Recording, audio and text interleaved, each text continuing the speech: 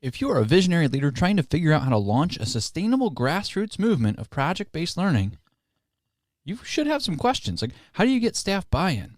Who do you start with? Do you start with your innovators? Do you start with your early adopters? And what if you lose momentum?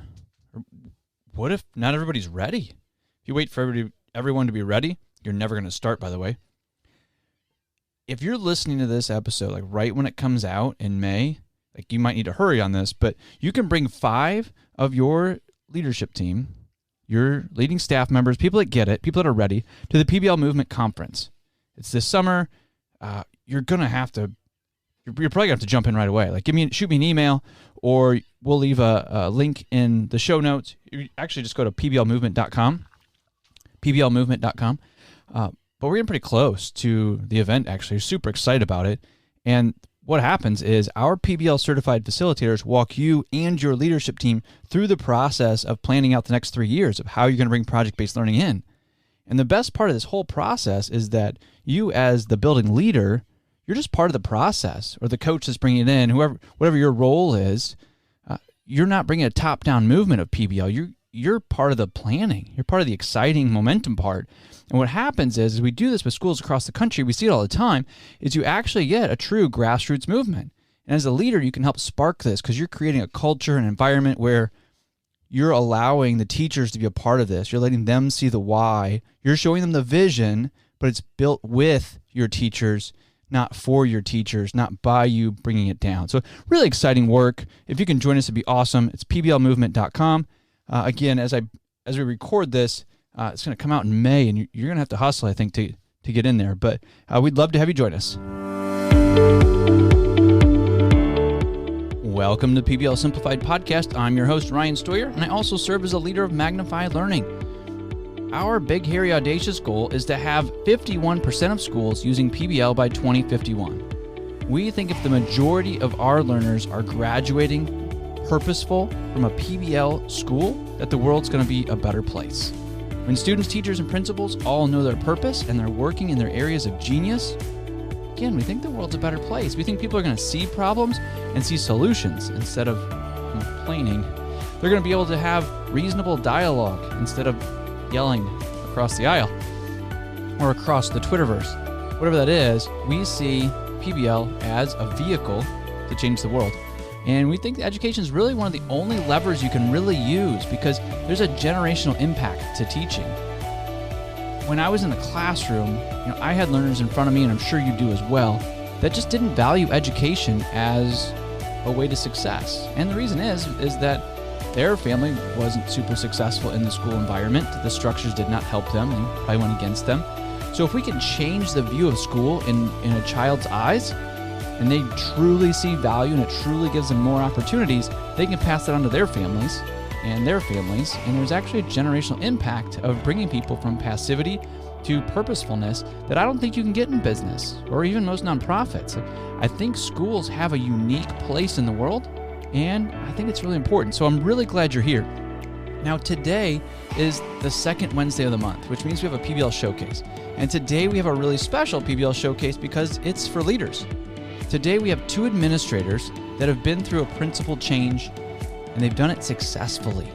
Succession planning is one of kind of my new inquiries, if you will, one of these things I'm really, really curious about.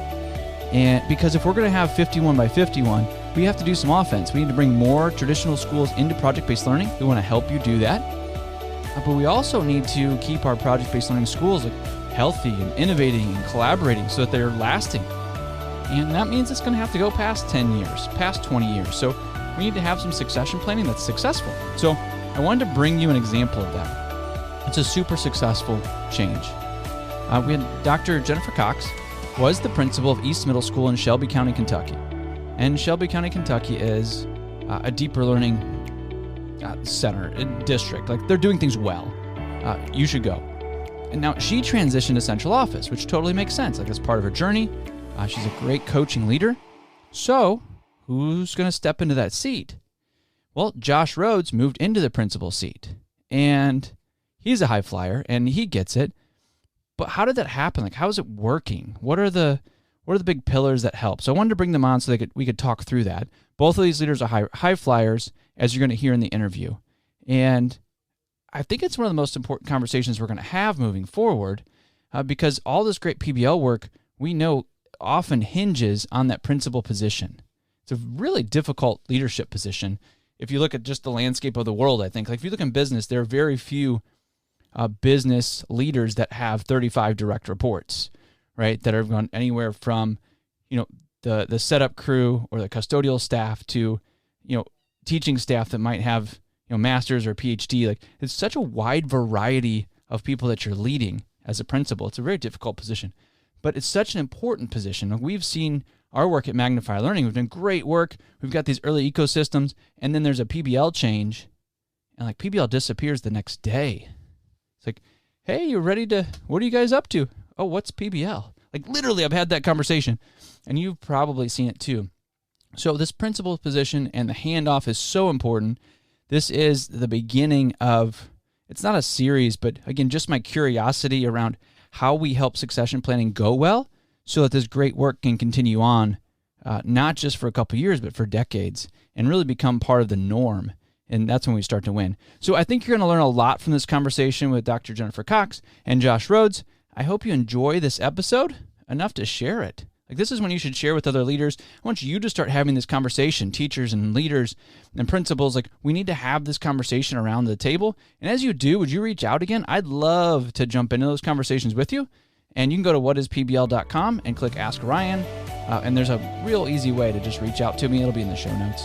But I hope you enjoy this conversation as much as I did. Hey, visionary leaders, thank you for joining me today. You know that if we're going to get 51% of schools doing project-based learning or deeper learning by 2051, we've got to play offense and defense. So part of that defense is where really great deeper learning is happening, is we have to have some great succession planning. And I've seen it happen time and time again where a principal's a rock star, they get their teachers on board, their learners are doing really great things. That principal moves on, and boom, like things just kind of die out. And we can't get to 51 by 51 without happening. So today we're talking succession planning. We have some rock stars on the podcast. We've got Jennifer Cox and Josh Rhodes with us from Kentucky, and they've kind of walked this out. Like they're both like steeped in deeper learning, but I really wanted you to hear their story of how succession planning can be healthy and how the school can move forward. And we'll just see where we go. Like, I'm sure it wasn't all roses. So we want to hear all of it. So Jennifer, Josh, thanks for being on the podcast. Absolutely. Thanks for having us. Really appreciate it. Yeah. Hey, so we do start with the same question every time on the podcast. So, and that is, what is your why? So what is your why for education? My why has been informed by the work of Dave Stewart Jr. If you're not following him, you should. He's an amazing ed leader, and his voice just speaks to me. And so I'm going to copy a little bit from him. It's really about long-term flourishing. That's his term, not mine, but I've adopted it as my own why. And it really is for that flourishing of adults and students. Of course, our education system is intended primarily for the flourishing of students, but I also firmly believe that if our adults are not flourishing in the profession, then we're not doing any good for kids. Yeah, that's good. Josh, how about you? What's your why? Well, this is going to sound selfish, but I'll circle back. My why is me. Okay. And I know that's surprising to say on a podcast. I've never shared this story. Jennifer doesn't even know this story, I don't think. I was not a good student. So I was not a good K through 12 student. I struggled early on in elementary. My parents didn't know why, took me to the doctor. And this is, I was born in 79. So you do the math on my age. And the pediatrician said, we don't know much about it, but Josh has all the telltale signs of ADD. I couldn't focus in class. I couldn't sit still for longer than 3 seconds. I know that's shocking for Jennifer to hear that I couldn't sit still.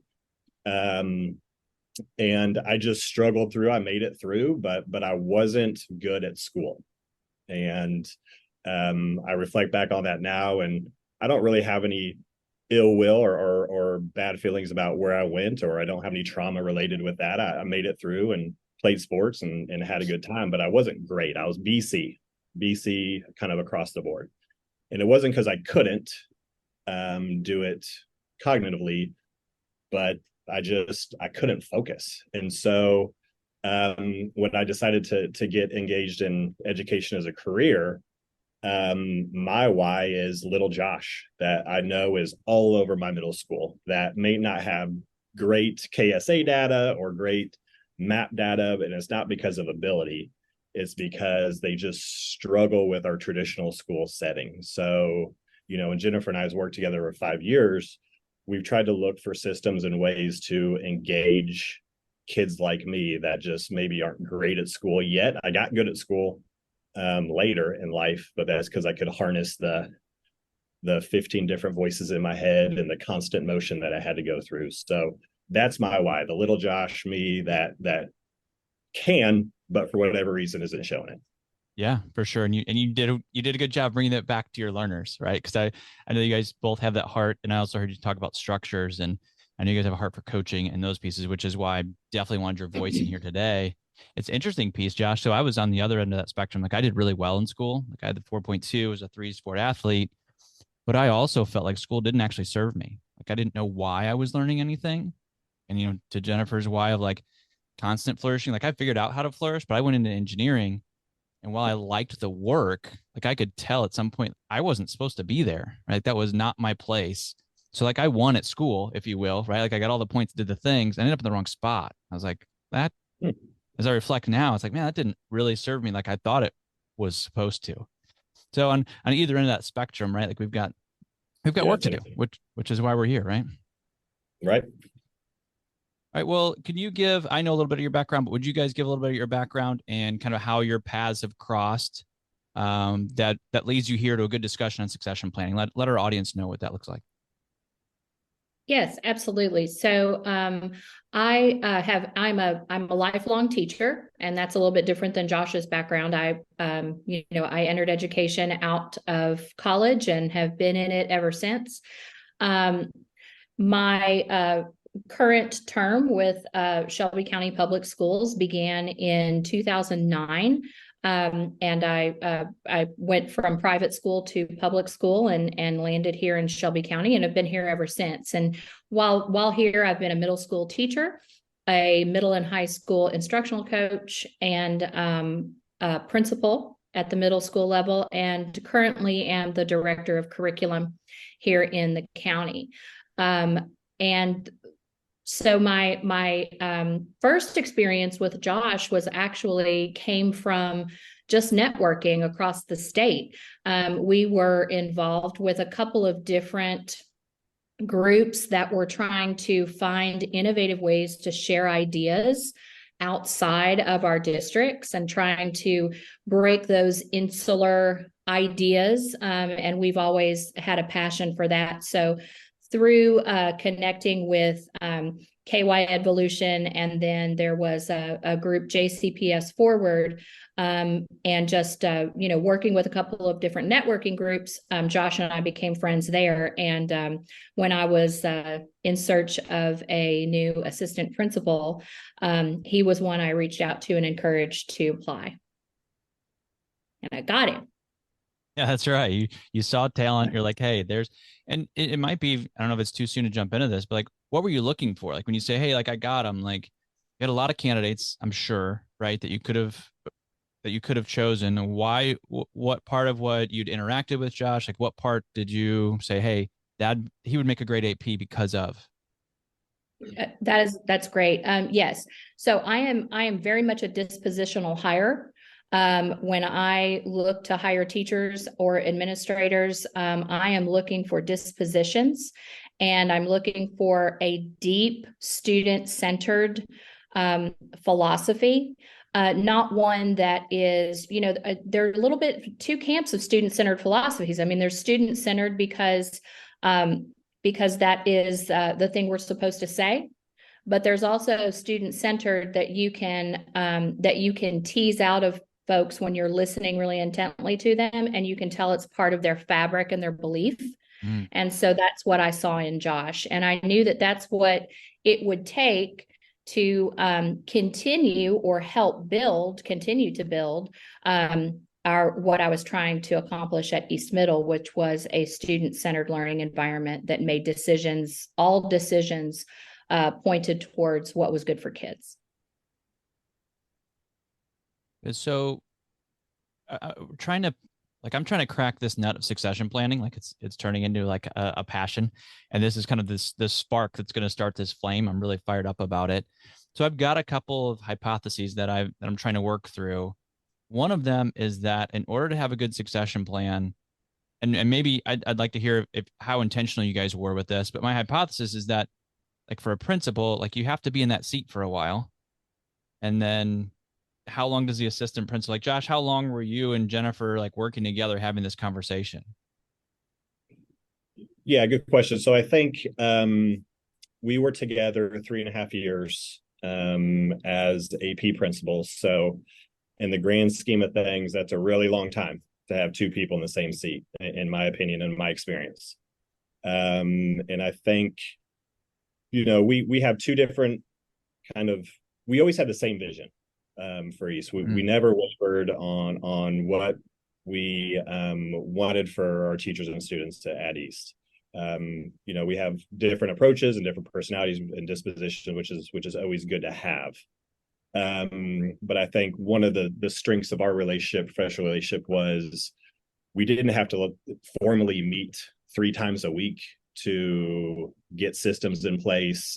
I knew pretty quickly within at least the first semester what Jennifer's strengths were, and then how could I fill, and support her strengths was kind of what I thought the AP role was. And so I just listened to her talk and read her newsletters and kind of read in between the lines and said, okay, here's where I think I can fill. And I never really thought of taking this job necessarily as waiting for Jennifer to leave so I could take her spot. It was just, how can I be as good of as AP as possible? So if and when she does explore other things, I'm ready. But I think having 3.5 years together was crucial, because it takes time, as both of you all know, to get really good systems ingrained into a culture, both on the adult system side and the student system side. So it put us at an advantage to when she stepped into the central office role for me to take over and have that time, as opposed to stepping in blind or new, which works. It obviously happens and works, but it was an advantage for us at East. I think so. I mean, I talked to a principal this morning, and at her elementary school, there had been 10 principals in 12 years, I think. So like there's kind of a revolving door there, right? So it's hard to establish that culture. Jennifer, how long have you been principal there at East? I was principal at East for 6 years. And so that's a long stint at middle school, isn't it? I feel like it's a pretty long stint at middle school. Yes. So again, I'm sorry, I think I cut you off a little bit, but I'm really excited to figure this out. So, and again, I think you guys are perfect for this. So Jennifer, I also know that you're really intentional about coaching. That's a passion of yours, and culture. Yes. So what did that look like to build that so that Josh could see it so almost tangibly, right? To be able to take that on. Mm-hmm. So one of the threads that I think, if you are going to create and sustain what it is that you want for a school as a leader, whatever that vision is, it can be something as rote as student achievement. It can be something as visionary as, redesigning the high school experience, but something that we had to address every single year, and that was with my previous assistant principal, and then when Josh came in, was that building of high functioning teams. And that is one of the things that I found through my leadership experience was one of those, it's never ending. It is something that must continue in one way, shape, or form every single year as a priority if you are going to sustain any kind of change or momentum that might look different from the status quo. And I think to add to that, when I came into East, we had high functioning teams. And what that does when we're building systems or we're thinking about succession planning is it allows you to retain staff. And to your point, Ryan, earlier about a constant revolving door of administrators, shouldn't say never, but it would be much more difficult to have great systems for culture, coaching, achievement, behavior, whatever it is, when you're getting a new voice in every 12 to 18 months. And so what's been good about the admin retention and the teacher retention is we just keep going. And that does take maintaining a great culture, which I know we have at East, to retain those teachers. But if I'm constantly, as a principal, communicating to new staff every year and building up a skill set and building up how we do business at East as adults and how we expect our adults to interact with kids, it becomes exponentially more difficult. So one of the advantage I think we have on what Jennifer and the previous AP were to set up, and then I hopefully was able to add some value and build upon, was just that, when you come into East, whether it's 2016 or 2022 or 2025, hopefully you're seeing a lot of the same folks, which is helpful. Yeah, which is a huge issue in education right now, right? Like, how do we retain our teachers, right? Like, teacher turnover is a big deal. And I think I hear you saying that it's culture and consistency, right? Yes, I think those, and I think what that culture and consistency is built upon, first and foremost, is trust. If teachers are not trusted as professionals to make and carry out decisions in their classrooms, if they are micromanaged, that's culture killer number one, especially in this environment, where teachers are having to kind of feel the barrage of questioning their professionalism. So it is uber important for leadership to trust their professionalism, to guide them and give the blueprint for what it's going to look like in our building. But, I kind of use the blueprint analogy a lot with teachers that I lead. I'm going to give you a blueprint, and that blueprint is firm. How you decorate within that blueprint, that is up to you. But, those retaining walls, those have to be in place, or the whole house is going to fall down. Also, collective responsibility. That takes very intentional messaging. And speaking of coaching, that was the first 2 years that I was a leader. I engaged in a coaching cycle weekly. I met with my instructional coach so that she could help me message certain things of collective responsibility. I needed to make sure that I was not creating us versus them anywhere in my building. And so we all were responsible for all of our students. And that was across core content areas, and that was also across grade levels. And so when there were tough conversations that I needed to have, my coach was able to tell me, that's not a whole staff conversation. That's a conversation you have to have with an individual.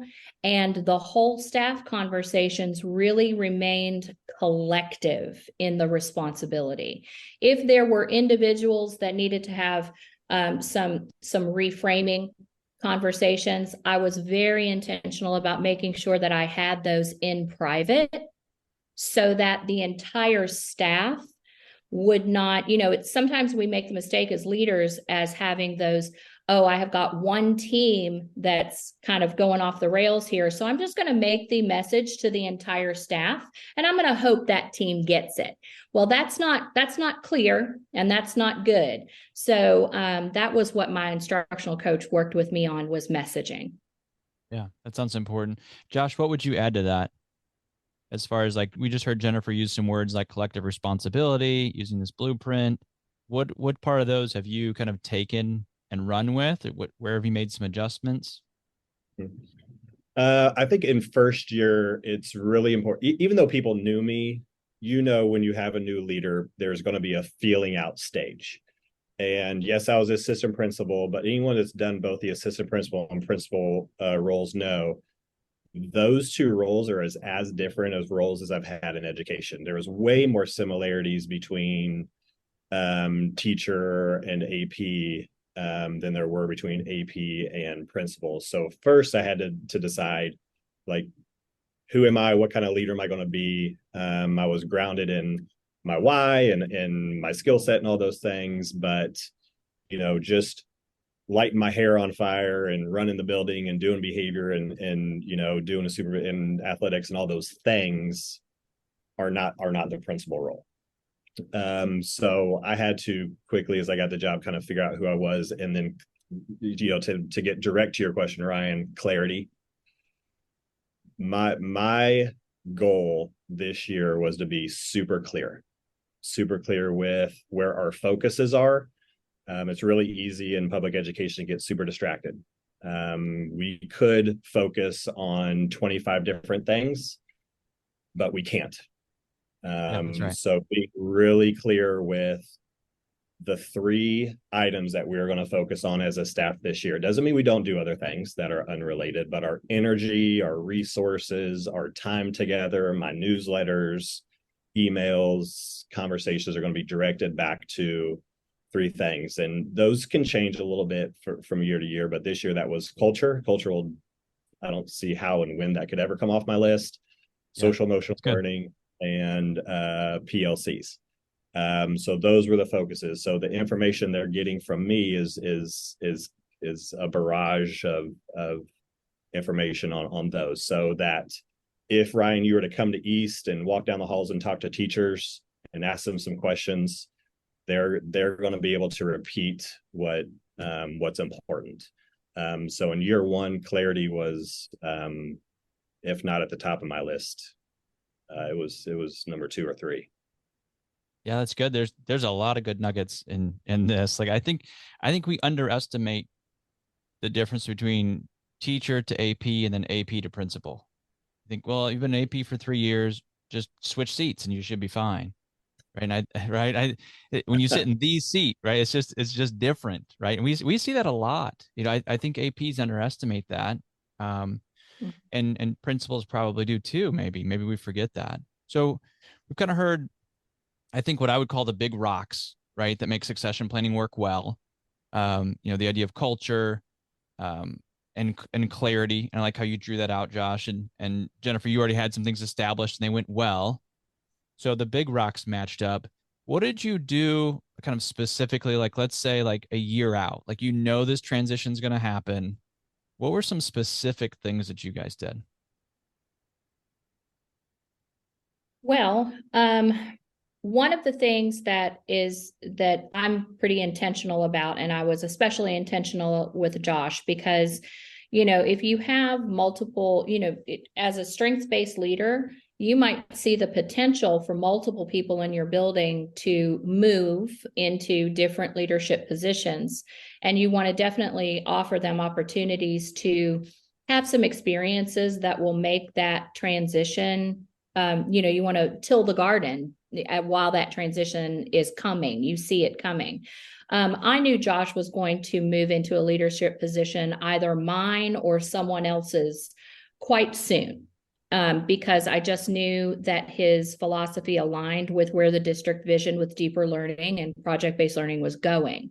Mm-hmm. So what I tried to do, and Josh, you can talk more specifically about it, is I did try to include him in conversations that maybe an AP didn't have to be there, but I wanted him there because I wanted him to have the experience, at least, of listening into some of those strategic planning conversations before he had to do that for real. One of them was budgeting.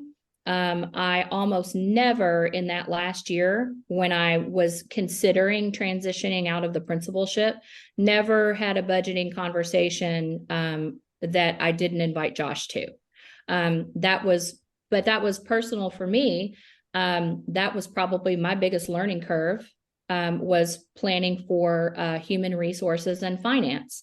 And so inviting him to those conversations and making him a real part of those decisions was one of the ways that I was very intentional as I saw him moving into leadership position, whether it be at East or someplace else.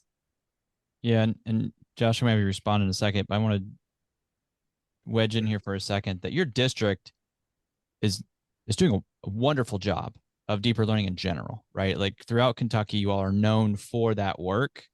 And I would say that succession planning throughout, because you've had some transitions, even in the last 3 years, some big transitions. And it seems like, again, from the outside, that you've done a very good job of that, because you've got your graduate profile, like you've done a lot of this work. So it's happening within that ecosystem. Yes. Josh, what did it look like from your side, knowing that when you actually sit in the principal's chair, it's different than the AP chair? Like, how ready were you? Yeah, go ahead. The best way to get ready is to do it. But yep.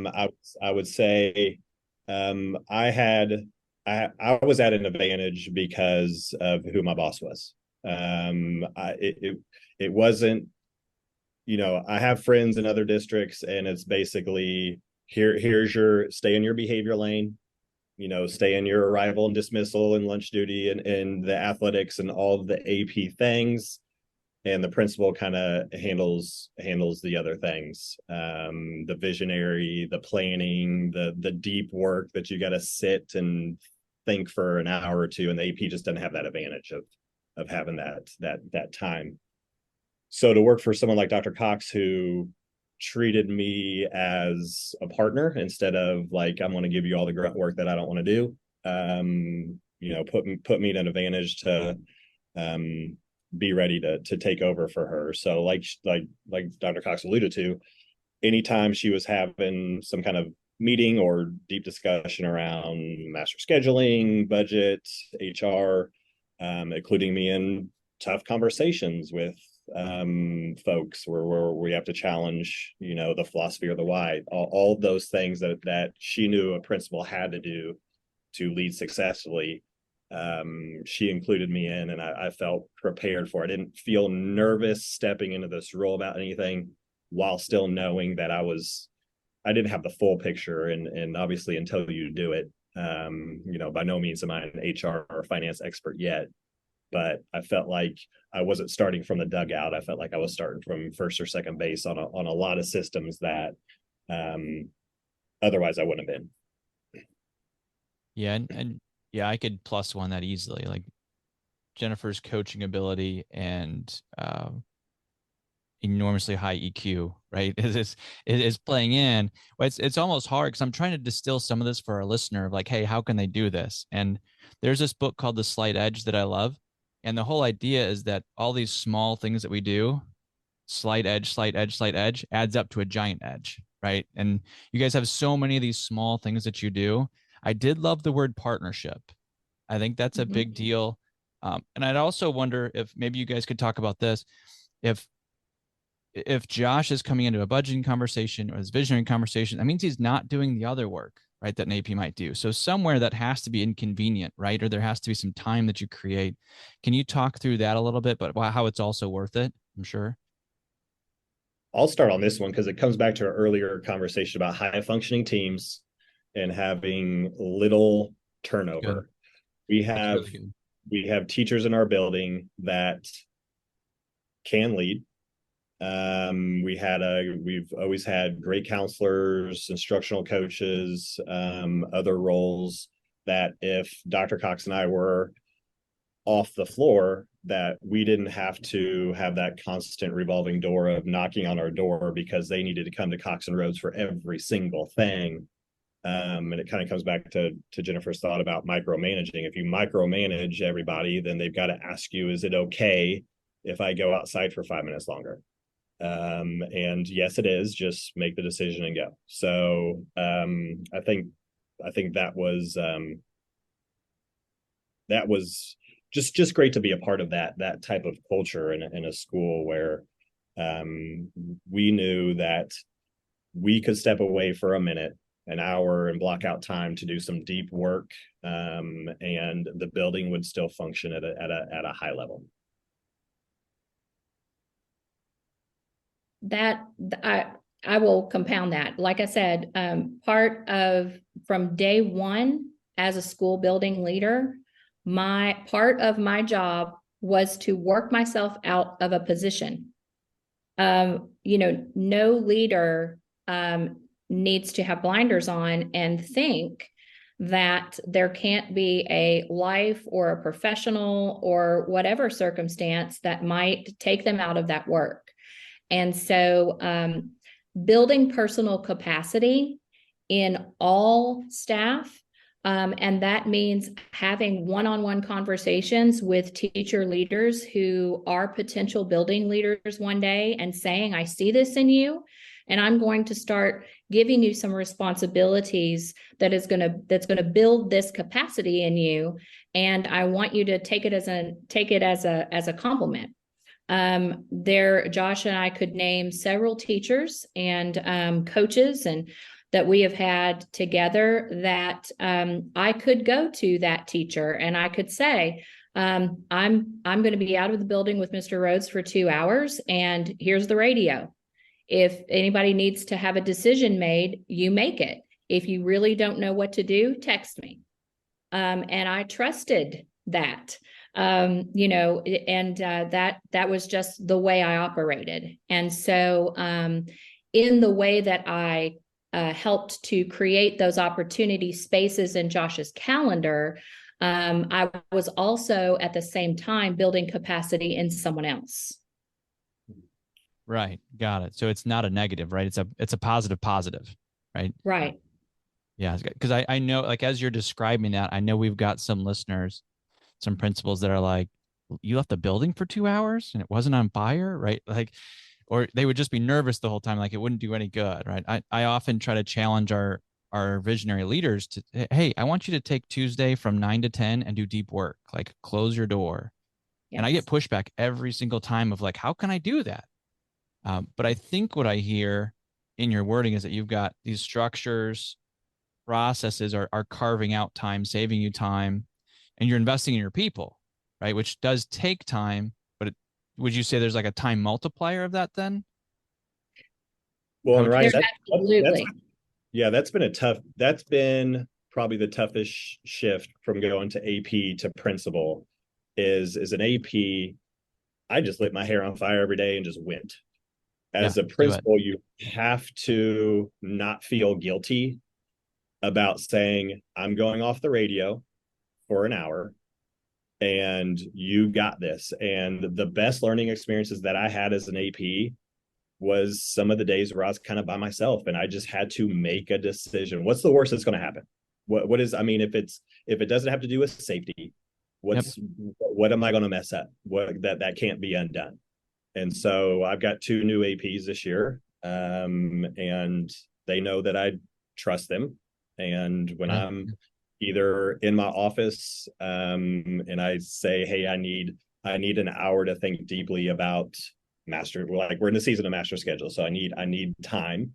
They've got it. They don't need to come to me for, every little thing. But it takes trust. And then me being a former AP, I know the best learning experiences for them are just when they've got to figure it out. Yep, that's good. You just gave people a lot of permission to do good work, right? It's just, I need an hour to think deeply. And so many principals feel guilty about that, but it's better off for the building, right? And the staff when you go and do that deep work. All right, well, we've got to get back to the questions I sent you. Eventually we're gonna have to come to a conclusion here. Maybe we have to make it a 2-parter. I don't know, but this is really good. Let's try to distill some of this. I'm gonna let you do it. Like, what are some key takeaways that you could leave for our listeners as they look at succession planning? I would say that if you're taking a look at planning something that you want to sustain beyond your tenure, Because there was no guarantee that Josh Rhodes was going to be interested in becoming the principal in the seat where he was AP. He could have very easily and very likely could have been at a different building. So I think one of the things is that collective work piece that we were talking about earlier. Making sure that decisions about the way that we do business in this building must include every single voice. And, we can use the stakeholder word, and that's the buzzword, right? But truly setting up time again, going to master schedule planning right now, I know for a fact that Mr. Rhodes has included his instructional coach, teacher leaders, students, office staff, instructional assistants in his planning for master schedule. If you include ownership for everyone who is affected by a thing, the system, whatever system that is, if you include ownership over building that, then that has a higher likelihood to sustain beyond the next leader, because the next leader isn't going to be able to come in and wipe clean something that every voice has had an opportunity to help build. Or at least that would be, kind of leadership suicide right off the bat, right? If you're going to eliminate something that the entire community has helped to build, that's not a good move for a new leader. So, Josh, what would you add to that? Yeah, and I think as I think about our time together, so I'm not putting a whole lot of thought into succession planning yet, just being so new. I hope no one's getting rid of me yet, but I do, I do think about how do I build the skill sets in my admin team and some of my teachers who may have an eye on something else in the future, should they have interest. And I think I'm going to take this a little different direction, but I think one of the things I've really tried to press, especially my admin team with, is just take action. Just go. We're, again, like I said, we're not going to mess anything up that we can't undo. And so we can't be afraid to go first. I know, Ryan, you do a lot of work with project-based learning. That's an example. We've come out of COVID. We're in a normal year. We know that our students are struggling to re-engage deeply as they were pre-COVID. We can talk about how we're going to do project-based learning. We can have meetings. We can, anchor chart it. We can read books. We can go to PDs. We can do all that, but just go and do. And I think you've got to be able to gamble a little bit in this work and say, we've got the pieces at East Middle to do A, B, and C. We have the staff, we have the culture, we have the community, we have the backing from CO. Just go do it. And we've had a big project-based learning push in the last 8 to 12 months of getting people re-engaged in that work and getting people retrained through various organizations. And, there's always risk in things. What if I don't get my standards in? What if our community doesn't understand what we're doing? What if my classroom becomes chaotic? All of those things. But when we do the hard work on everything that Jennifer did before I got here, with building strong teams and cultures, and then I came in and built some strong systems to support that, all of those things are insulators for risk. And so we're at a pivotal point, and I've told my staff this, like, we will have a project-based learning focus very soon. Let's retool. Let's make sure that we're feeling comfortable with it, and we're just gonna go and do it. Yeah, and that's I would say post-COVID too, Ryan. It's important to remember for teachers, especially that point that Josh made, that this, depending upon the makeup of your staff, you might have lots of brand new teachers. You might have lots of folks who are coming in from other professions that have not had formal teacher training in this teacher shortage. That foundational piece of culture building in the classroom and having a culture of coaching around your building, and that relationship driven focus to learning is so important to make sure that anything that you try with project-based learning or deeper learning structures will have a chance to root as successfully as possible. And coming post-COVID, a lot of us are in the work of building and tilling the soil, not quite planting yet, because we've got a lot of people on lots of different places in the continuum about readiness for that kind of jump. We were further along pre-COVID, ready to go full force into project-based learning, and then COVID hit. And we all had to switch our paradigm. Well, we need to allow ourselves to unlearn some things and relearn some things so that we're ready to take those risks. Yeah, I love it. It's such a great kind of pinnacle, because I'm going to ask you what your favorite books are here in a second. But what you just described is a staff culture where it's safe to take risks, right? And if it's not safe, i.e. COVID or some time after that, right? Like there's just so much uncertainty that things don't feel as safe, and we're not going to be quite as risky, right? Or we're not going to push you in that direction. So I like that this kind of tilling the soil kind of metaphor is like, we're going to create a culture where everybody feels safe so that you can take risk, and that'll be the expectation, right? That's super good. So when you think about succession planning or the way you've created this great culture, what are some book recommendations that our audience can jump into to start exploring this? You want me to go first, Josh? Sure. So there are two folks that have formed my leadership reading in different ways. Well, really three. So I'm going to give you three authors, and you can explore their books. First of all, if you're interested in becoming a coach-like leader, someone who, and that's part of that, having good emotional, got that emotional knowledge of yourself. If you tend to micromanage, then you might need to be reading about how to let go a little bit.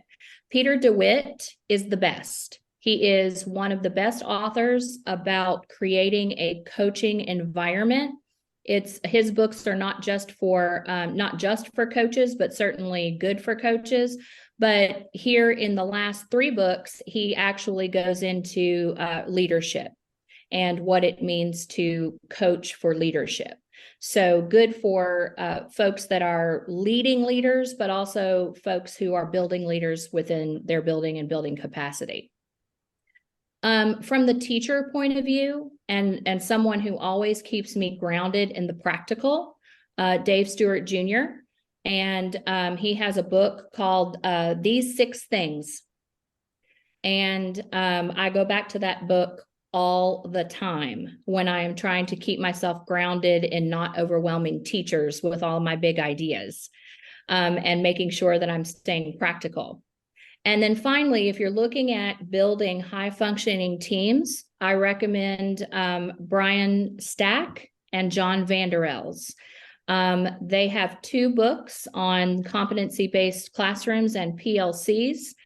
And we have had some work with them. They have coached us across the district with our PLC structures. And, those would be the authors that I would go to. And I would plus one that if they've had influence on you, Jennifer, that our audience should just get those. Especially, I just always know, I always kind of see you as that coach-like leader, right? Like that coaching. I think it's a big part of the success in the conversation we're having is just the really deep work you've done around coaching, to coach teachers, to coach APs, to coach humans, right? To move into their best self. So I've always appreciated that about your work. So thank you for those.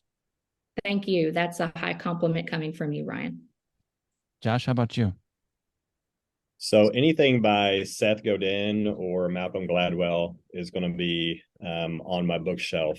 I remember reading Purple Cow and Tribes a long time ago, and Purple Cow just kind of gave me permission as a teacher to be different and to kind of not be afraid to try something and iterate around that. And Tribes is about culture and finding your people and We're still in the, yes, we're in the business of learning, but we're in the business of people at the end of the day. And Gladwell's books, Outliers, Tipping Point being probably my two favorite, are super interesting. And like, what's that thing that takes you from, what pushes you over the edge to be really good? And those books are super interesting. I just finished Atomic Habits. That's I know that sold like 10 billion copies. But it was really interesting. I think it would be a cool book study. I think Good to Great, if I can remember the author, Collins, I think Jim Collins. Yeah. Yep. That, like, if I had to hand a book to an assistant principal, it'd be Good to Great, because it talks about, and it's deep research on organizations that were doing well, and then had a leader that pushed them to extraordinary heights. So those would be my top picks. Yeah.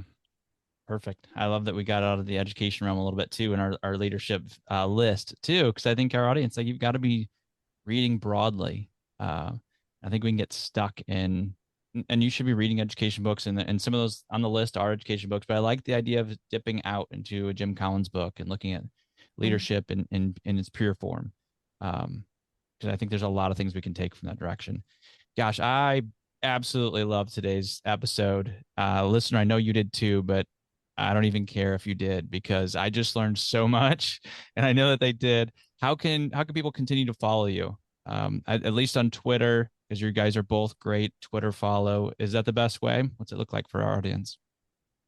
Yes, I think one of the best ways to follow our work is to, follow our work at Shelby County Public Schools. We are also on Twitter as a school district, and I'm proud to say that Josh and I are still here in Shelby County, working to, continue to put deeper learning roots here in the county as school leaders, just at different, just from different seats. But of course, you can follow me at Jennifer H. Cox on Twitter.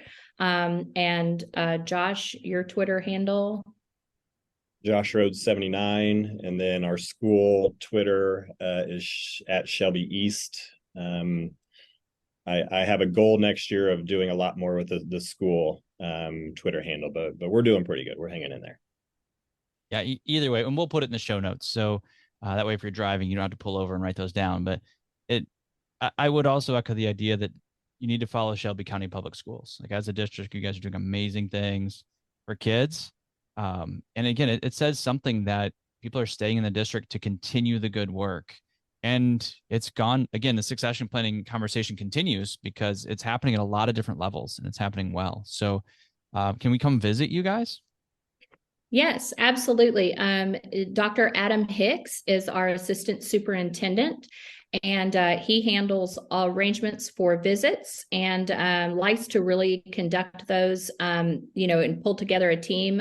He likes to be really hands-on with those, which is great because, again, talking about how to build systems and structures, he can talk about it from all levels too, having been a long time Shelby County educator. He was classroom to coach to principal and now assistant superintendent. So he's one that really, if you want to come visit and talk to someone who can, just talk you through all the layers, he's a really good one to contact.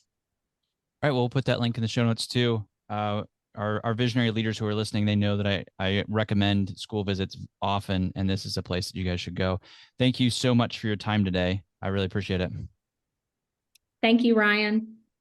All right, visionary leaders, you just heard some really, really great wisdom. You should probably listen to this twice.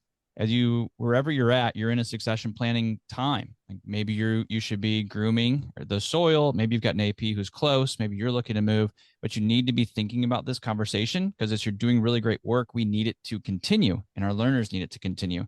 So I hope you loved this episode. As you continue to listen, you'll figure out different ways to engage your learners, tackle boredom, and transform your classrooms. Go lead inspired. Thank you for listening to this episode of the PBL Simplified Podcast. Would you help us achieve our vision of 51 by 2051? One small step you can take to help us out is to leave a review of the PBL Simplified Podcast. Scroll down to the bottom of our show page, select a star rating, and leave a review. Your review helps others find this podcast. When you leave a review, the next visionary leader will see your words and join us. Thank you for leading inspired.